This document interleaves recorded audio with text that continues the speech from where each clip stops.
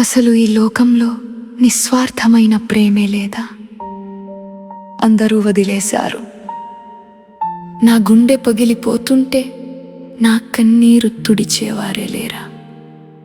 ఉన్నారు. నీ బాధను చూసి నీకంటే ఎక్కువ ఏడ్చే ఒకరు ఉన్నారు.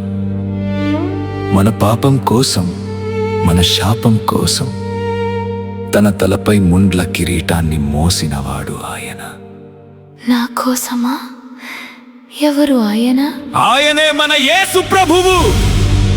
కొరడా దెబ్బలకు ఆయన శరీరం ముక్కలైపోతున్నా సిలువపై చేతులు చాచి, తండ్రి వీరిని క్షమించు అని మన కోసం ప్రార్థించాడు.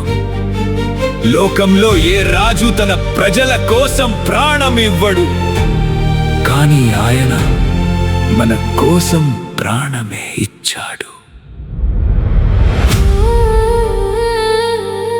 అందుకేనా ఆయనను రాజులకు రాజు అంటారు? అవును, మరణం ఆయనను బంధించలేకపోయింది. సమాధిని బద్దలు కొట్టుకుని లేచిన సజీవుడు ఆయన. మరణాన్ని గెలిచిన రాజులకు రాజు ఆయన. మన హృదయాలకు రాజు.